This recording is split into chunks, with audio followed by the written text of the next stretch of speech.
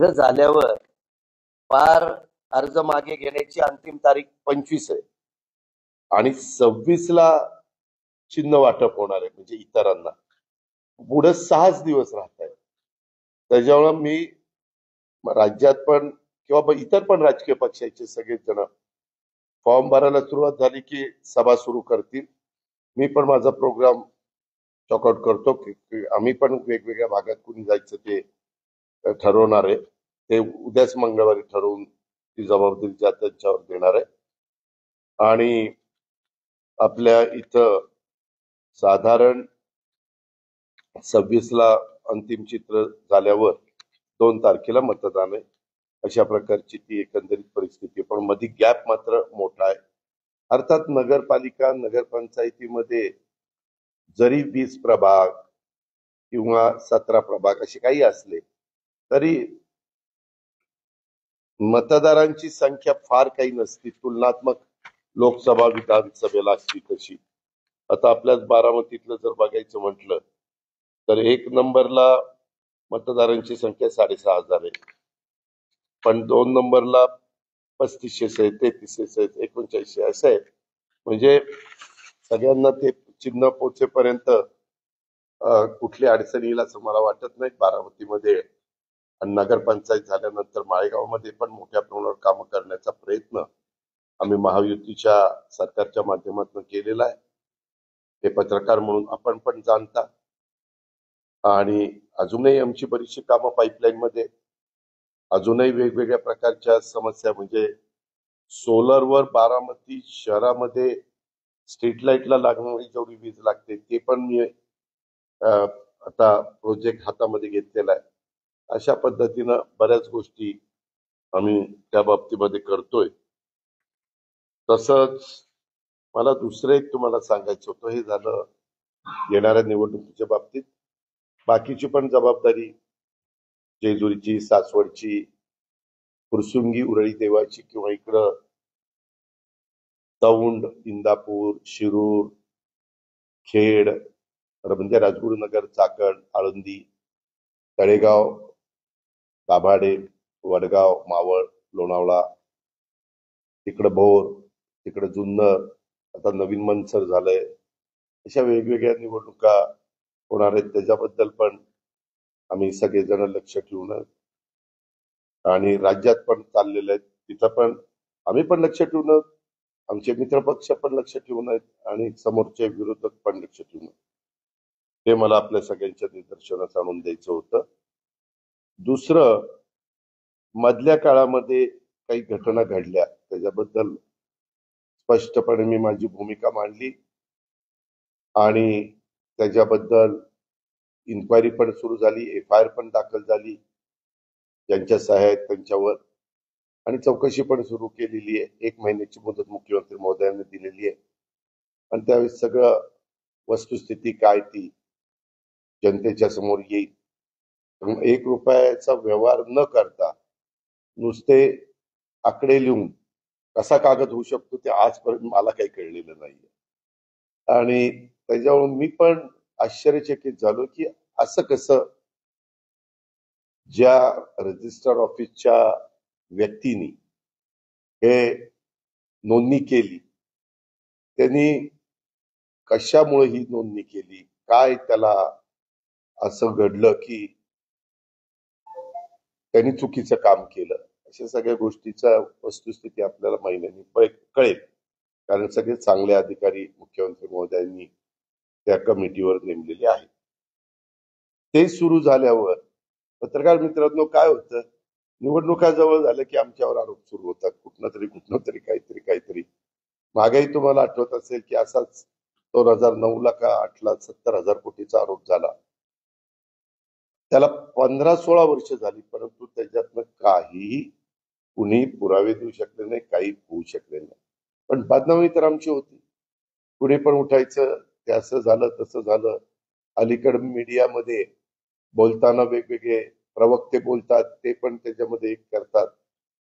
शेवटी चुकीचं कुणाकडनं घडलं आणि त्याच्यामध्ये काही त्याच्यावर आरोप झाले तर एक वेळ आम्ही समजू शकतो, परंतु सकाळपासून रात्री उशिरापर्यंत लोकांची कामं करायची पारदर्शकता कशी राहील ते बघायचं, नियमाला धरून करायचं, संविधानाने सांगितलेल्या सगळ्या गोष्टीचा आदर करायचा, घटनेच्या कायद्याचा पूर्णपणे कुठेही तिथं चूक होणार नाही हे बघायचं. आणि ते झालं की लगेच बारामतीतल्या कुठल्या कुठल्या जमिनीचं काढायला लागले. माझं तुम्हालाही सगळ्या पत्रकार मित्रांना आव्हान आहे, मी माझ्या राजकीय कारकिर्दीला सुरुवात केल्यापासून मी कधीही माझ्या हातनं कुठली चुकीची गोष्ट होऊन देत नाही. आणि मी मागेही 2-3दा एकदा मुंबईला सांगितलं, पुण्यामध्ये सांगितलं, आता तुमच्या इकडे सांगतो की माझ्या नावाचा वापर करून माझ्या जवळचे नातेवाईक असतील, लांबचे नातेवाईक असतील, माझे जवळचे कार्यकर्ते असतील, माझे जवळचे सहकारी असतील, माझ्या जवळचे अधिकारी असतील, त्यांनी जरी कुणी काही सांगितलं, त्यांनी तर सांगूच नाही, पण यदा कदाचित काही सांगितलं तर ते नियमात नसेल तर अजिबात संबंधित अधिकाऱ्यांनी त्या कामात करता कामा नये. अजिबात कुठलाही दबावला ते बळी पडता कामा नये, हे मी स्पष्टपणे सगळ्या माझ्या क्लास 1, क्लास 2, क्लास 3 या सगळ्या अधिकाऱ्यांना पण आवाहन करतो. आणि IAS ऑफिसर जे कोणी वरिष्ठ अधिकारी त्यांना पण सगळ्यांना आवाहन करतो. आता पत्रकार मित्रांनो, तुम्हाला माहिती आहे, बारामती तालुका खरेदी विक्री संघ मेडक इथं गट क्रमांक 414/1 जमिनीच्या बाबत काहीतरी आरोप झाले. मी त्याही वेळेस सांगितलं की जे आरोप झाले त्यांनी कागदपत्र तपासावी, त्याच्यात जर चुकीचं झालेलं असेल तर संबंधितांच्याकडं तक्रार करावी, संबंधितांनी त्याची चौकशी करावी, कायद्याच्या नियमाच्या अधीन राहून, आणि चौकशी करून सत्य लोकांच्या समोर आणावं. आता ही 25/3/1994 रोजी जिल्हाधिकारी पुणे यांनी तहसीलदार कार्यालयामार्फत जमीन मिळणे कामी खरेदी विक्री संघाने प्रस्ताव दिला होता. कधी 94 साली. नंतर 4थ्या महिन्यात म्हणजे पुढच्याच मार्चला प्रस्ताव दिला, एप्रिलला ग्रामपंचायत मिळत होती, त्यांनी शासकीय जागा मिळवावा, ठराव मिळावा असं मागणी आम्ही म्हणजे संघाने केली. 15/4ला विषय नंबर 7 मध्ये ती 5 एकर जागा देण्याबाबतचा ठराव झाला, कारण ग्रामपंचायतीच्या हद्दीत जागा पाहिजे असेल तर त्यांचा ठराव लागतो. 11/5/94ला 2 महिन्यांनी त्याची सर्व कागदपत्राची पूर्तता करून प्रस्ताव जिल्हाधिकाऱ्याकडे सादर झाला. तहसीलदारांनी काही प्रस्तावातील त्रुटी पूर्ण करण्याबाबत पत्र संघाला दिलं. संघाने ते सगळं काही नीटनेटकं केलं, त्या त्रुटी पूर्ण केल्या. आणि साधारण त्यांनी पर्यायी जागा उपलब्ध करून देण्याबाबत तहसीलदार यांचे पत्र संघाला मिळाले. शासन आणि कागदपत्राची पूर्तता मेढ्यात येथील जमिनीच्या बदल्यात 5 एकर जमीन उपलब्ध करून देण्याबाबत कालावधी गेला.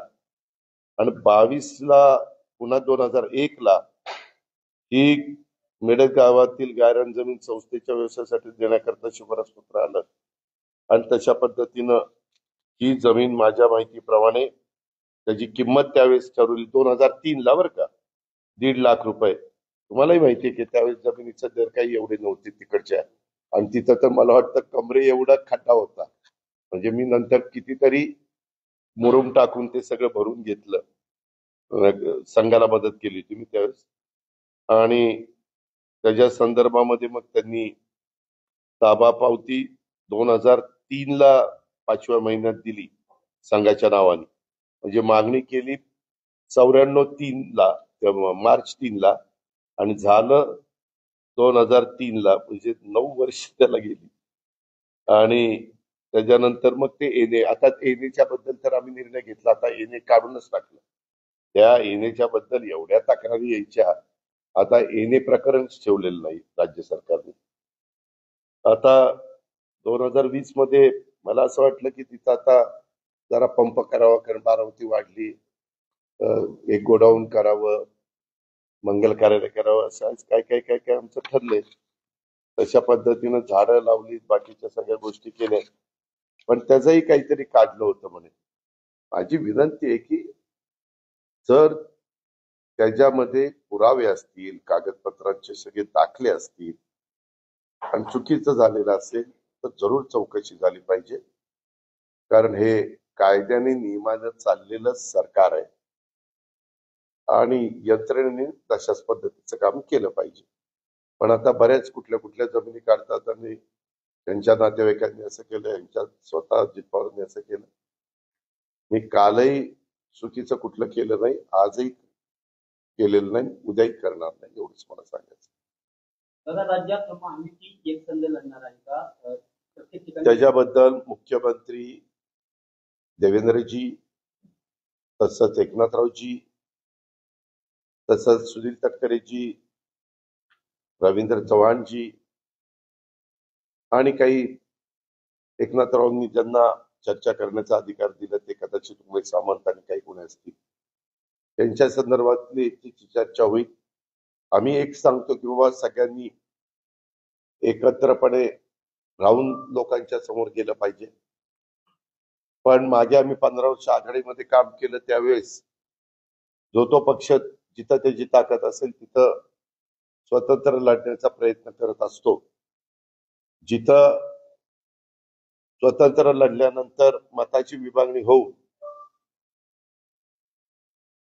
फायदा होणार नसेल तर तिथं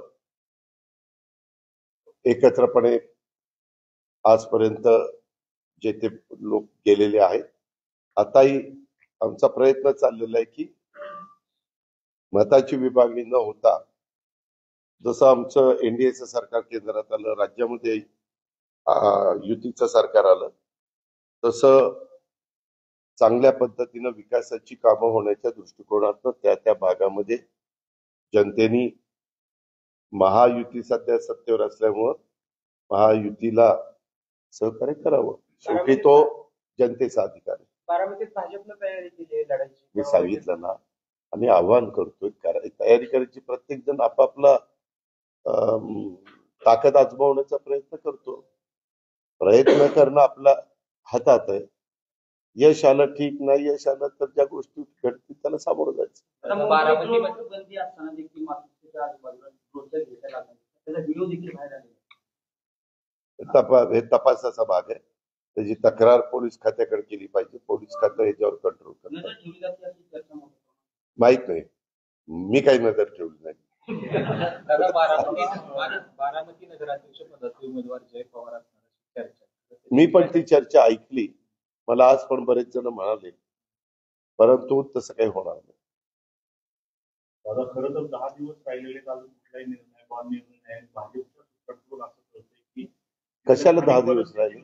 तिथल्या स्थानिक परिस्थितीनुसार त्या त्या परिस्थितीनुसार आघाडी करा असं भाजपने बैठकीत सांगितलेलं आहे. तर अजून मी आपल्याला पहिल्यांदाच सांगितलं की हे राज्याच्या स्तरावर हे जिल्ह्यात सोडून जिल्ह्याला, तालुक्याला तिथली राजकीय परिस्थिती प्रत्येक ठिकाणची वेगळी असते. तिथं तिथं अधिकार दिले जातात. आता महायुती आहे, एखाद्या ठिकाणी आमच्या 3 पैकी एखादा पक्ष स्ट्रॉंग असेल तर त्यांनी आपल्या मित्र पक्षांना त्यांच्या साधारण एक समाधान होईल, एक व्यवस्थितपणे सन्मान होईल. समाधान म्हणण्यापेक्षा सन्मान होईल अशा पद्धतीने जागा वाटप झाल्या तर मग प्रश्न येत नाही. अर्थात तो ज्याचा त्याचा अधिकार. आणि नेहमीच मतदान 2 तारखेला आहे, 2 डिसेंबरला, आणि आज तारीख 9 आहे. अजून बराच दिवस आहे. नगरपालिका किती असती, नगरपंचायत किती असती तुम्हाला माहिती. महानगरपालिकेला मोठ्या असतात, जिल्हा परिषद मोठ्या. नाही, बदनाम नाही, तसं नाही. अश्लील प्रकरण निघतात. आता ह्याही प्रकरणात तुम्ही जर तसं बघितलं तर ह्या प्रकरणाचा कागदच होऊ शकत नाही. हे आकडे तुम्ही 300 कोटी 1800 कोटी वगैरे जे काही आपण बघितलं, 1 रुपया कुणाला दिला नाही आणि काय नाही, त्याच्यात काय अर्थच नाही ना. पण आता मी जास्त त्याच्याबद्दल बोलण्यापेक्षा चौकशी होऊ द्या. चौकशी झाल्यावर सत्य बाहेर. मी मांडले, त्याचा बापाने मांडले ना.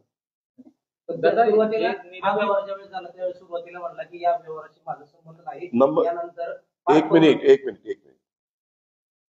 काय होतं, मी म्हणून तुमच्याशी जरा बोलायला, कारण तुम्ही काही कसलाही प्रश्न विचारता त्यावेळेस मी असं म्हणलो होतो की मी सकाळपासून त्या आढावा बैठका घेतोय त्या आढावा बैठका घेऊन मी आत्ता बाहेर आलोय. तिथं मीडियाशी मी बोलायचो. मी उद्याच्याला मात्र संध्याकाळी म्हणजे मी सगळी माहिती घेऊन तुमच्याशी बोलेन आणि त्या दिवशी बोललो. दुसऱ्या दिवशी संध्याकाळी बोललो, कारण आपल्याला ज्या गोष्टीची अजिबातच माहिती नव्हती ती माहिती घेतल्याची मी बोलतो. अजित पवार म्हणून पण बोलतो, परंतु तुम्ही लावताना राज्याचे उपमुख्यमंत्री अजित पवार असं म्हणले. मी जरी म्हणलो आता मी एक नागरिक म्हणून बोलतो तरी तुम्ही सांगताना काय म्हणणार, हा उपमुख्यमंत्री स्टेटमेंट केलं म्हणणार ना. त्याच्यावर मी सांगितलं होतं आणि मी केलं ना, दुसऱ्या दिवशी स्टेटमेंट केलं. लगेचच ते काय ते कॅन्सलेशन केलं, त्या कंपनीची माहिती घेतली, सगळं काही केलं. पार्थ पवारांची चुकीची भूमिका घेतली त्यांना पाठीशी घालण्याचं काम नाही, परंतु जी त्यांनी आता जी प्रकरणाची चौकशी होती शिरकोचा देखील 5,000 कोटीचा मुद्दा. मला त्याबद्दल काय बोलायचं नाही. मी फक्त ह्याच्या संदर्भामध्ये माझं डायरेक्ट ब्लड रिलेशनच तिथं होतं, म्हणून मी सांगितलं की ही चौकशी व्यवस्थितपणे झाली पाहिजे. मुख्यमंत्र्यांनी पण ते ताबडतोब सूचना दिल्या, त्याच्यामध्ये GR पण काढला आणि चौकशी झाली. त्या दिवशी मला वाटतं नोंदणी कार्यालयावर धाड पण पडली, म्हणजे पोलिसांनी रेड पण टाकली कागदपत्र वगैरे जमा करण्याच्या करता. असं या प्रकरणामध्ये पहिल्यांदा खरेदीच्या नाकार होतं साहेब असं एक तक्रार आहे आणि त्याच्यानंतर त्यांनी ती तक्रार दाखल केली तर याची चौकशी होती 300 कोटीच्या संदर्भामध्ये त्यामध्ये भरलेली नाही. तक्रार झाली. मी आपल्याला सांगू कसं आहे, मी काय मगाशी म्हणलं, ह्या राज्याचं ACS additional chief secretary revenue आणि राज्याच्या 12 कोटी जनतेच्या मुख्यमंत्र्यांनी सूचना केली की त्यांच्या अध्यक्षतेखाली चौकशी करायची आणि काय काय त्या चौकशीमध्ये आलं पाहिजे हे सगळं सांगितलं. पुन्हा पुन्हा तेच विचारताय तुम्ही. आता ती चौकशीमध्ये त्यांनी करताना ज्याला कोणाला काय माहिती असेल त्यांनी द्यावी तिथं. पुण्यातील 22 बातम्यांची देखील चौकशी होणार आहे. अरे जे काय त्याच्यामध्ये त्यांनी काय सांगितलंय, माझ्याकडे आता तो कागद नाही, मी काल प्रेसला वाचून दाखवला की अशा प्रकारच्या पुन्हा चुका घडणार नाही म्हणून काय काळजी घेतली पाहिजे, काय खबरदारी घेतली पाहिजे शासन म्हणून, म्हणजे आमचा नोंदणी विभाग असेल किंवा संबंधित अधिकारी असतील, त्याची चौकशी झाल्यानंतर त्याचाही रिपोर्ट ते देतील ना. कारण त्याच्यात विभागीय आयुक्त पण आहेत, कलेक्टर पण आहेत, जौनमोदी आयुक्त पण आहेत, असे बरेच जण आहेत. दादा महायुतीचे माजी मंत्री सावंत यांनी असं म्हटलं की राष्ट्रवादी अशी अवलाद आहे की ती सत्तेशिवाय शांत बसू शकत नाही आणि पाण्यातून जसा मासा बाहेर काढल्यानंतर तर पडतो तशी अवस्था राष्ट्रवादीची. विनाशक आले विपरीत बुद्धी, आम्हाला काही बोलायचं नाही, कारण आम्ही मित्र पक्षांना आम्ही सुसंस्कृत महाराष्ट्रामध्ये राजकारण करतो. यशवंतराव चव्हाण साहेबांनी तो सुसंस्कृतपणा शिकवलेला आहे. दुसऱ्यांनी वेडेपणा केला, असे काही बेजबाबदार आरोप केले म्हणून आपण त्याला उत्तर देऊ लगेच तुम्ही आहेच ना तानाजीराव सावंत, आपण असं म्हणलं, अजित पवार असं म्हणलं, आता तुमचं काय म्हणणं. तुम्हालाही मीडिया चालवायचा असतो, 24 तास काहीतरी दाखवायला पाहिजे ना. त्याच्यावर मला काही त्याच्याबद्दल बोलायचं नाही. संख्या बारामतीमध्ये मागच्या तुलनेत वाढलेली आहे आणि आपल्यावरती राज्याची जबाबदारी आहे. काय कसली इच्छुकांची संख्या मोठी आहे, नगरसेवकांची संख्या जास्त आहे. एकंदरीत राज्यातलं चित्राचं प्रचाराचं नियोजन कशा पद्धतीने ते माझं मी करतो, काळजी करू. असं कुणी पण, तू जरी एखाद्या पक्षाचा नेता असेल तर मी असं नियोजन करणार. कधी राजकीय लोक कार्ड सगळे ओपन करत नसतात, त्या वेळेची परिस्थिती बघून त्या वेळेस निर्णय घेत असतात. मूळ जागा जी आहे ती महात्मा फुलेंच्या मालकीची ऐतिहासिक होती, मात्र कृषी विद्यापीठाकडे बोलायची. कुठली हे कालच्या प्रकरणातली. अरे आता पुन्हा कशाला काढतात, तिची चौकशी होणार आहे ना बाबा, चौकशीच होणार आहे. मगापासून तेच सांगतोय, तेच उघडायचं आहे. दादा बारामती खरेदी विक्री संघाच्यावर जसा आरोप झाला तसंच तुमच्या सोनगावच्या जमिनीबाबत देखील परवाच्या पत्रकार परिषदेमध्ये उल्लेख झाला होता. मग मी सांगितलं ना, त्याची चौकशी करा. जर कुणी चुका केल्या असतील तर त्याच्यावर FIR दाखल करा आणि जी काही कारवाई असेल ती करा, काय अडचण.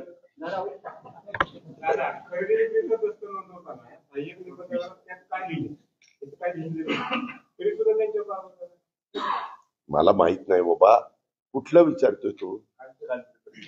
नाही त्याच्यामध्ये आता शेवटी जे कारवाई ज्या डिपार्टमेंटने केली, काहीतरी त्यांच्याकडं कागदपत्र आली असतील म्हणून त्यांनी जबाबदार धरला असेल. आता चौकशी समिती सगळ्या गोष्टीची चौकशी करेल ना. दादा, बारामती नगर परिषद आपल्याकडे कंत्राटी कर्मचारी आहे, एक संस्था आहे वेगळ्या नावाची. ही संस्था पगार चोरी करते कर्मचारी. तक्रार करा. आता आचारसंहिता लागली त्याच्यावर आता काही सांगितलं तर आचारसंहितेच्या काळात मतं मिळवण्याच्या करता अजित पवारांनी सांगितलं डोक्याला ताप नको तिथं. नाही आमचा तो विषय नाहीये. मग आपल्या बारामती शहरामध्ये बाहेरचे कंत्राटदार येऊन अशा पद्धतीने बारामती नागरिकांचे पगार चोरी करतात, हा विषय. हो, विषय आहे. आता मला त्याची चौकशी करता येणार नाही. ती चौकशी करायची म्हटलं तर चीफ ऑफिसरला विचारावं लागेल.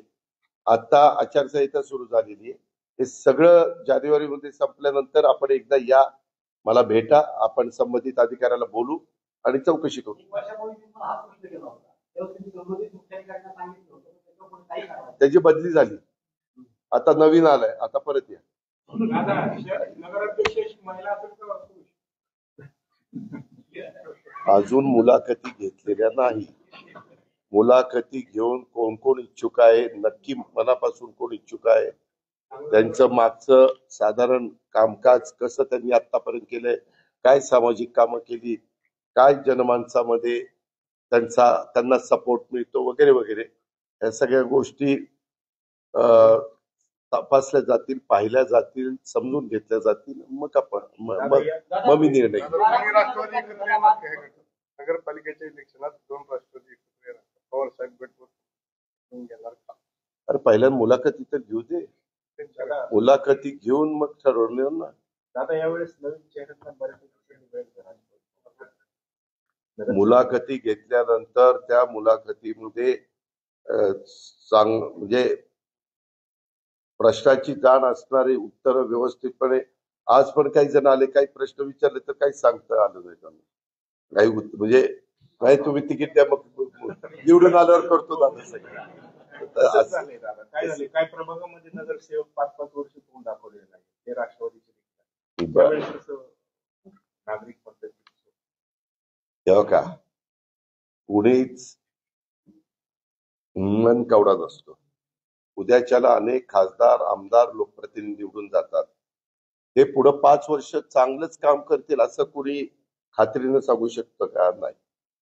त्या निवडून गेलेल्या व्यक्तीने पण तसं काम केलं पाहिजे आणि लोकांनी पण विचारपूर्वक असणाऱ्या उमेदवारांच्या मधनं बाबा दिला आपल्याला बाबासाहेब आंबेडकरांनी अधिकार, तो व्यवस्थितपणे समाजाचं भलं करणारा आहे का, सगळ्यांना बरोबर घेऊन जाणारा आहे का, जातीय सलोखा ठेवणार आहे का, ह्या सगळ्या गोष्टी बघायच्या. बारामती शहराची लोकसंख्या पाहिली तर बारामती शहरामध्ये जवळपास 50% अधिक ओबीसी आहेत. मग असं असताना यावेळी सर्व शहरामध्ये ओबीसीला नगराध्यक्षाची संधी आपल्या पक्षाच्या माध्यमातून दिली जाणार का?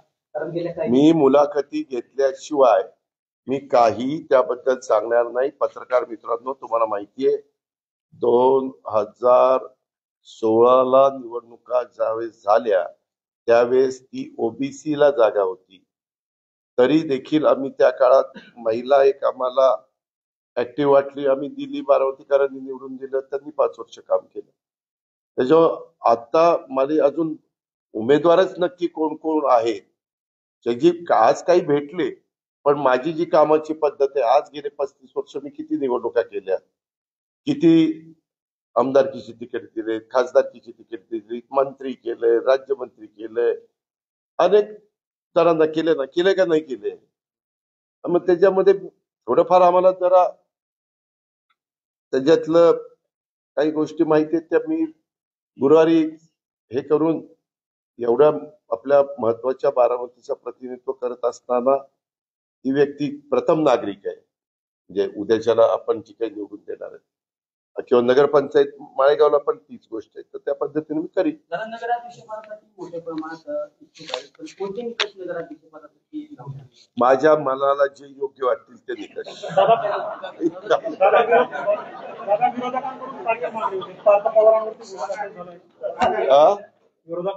एक मिनिट ऐक ना, तू मी ह्याचं उत्तर मुंबईला पण दिलं, मी ह्याचं उत्तर पुण्याला पण दिलं, तरी तुला अजून व्यावसायिक प्रश्न विचारायचे.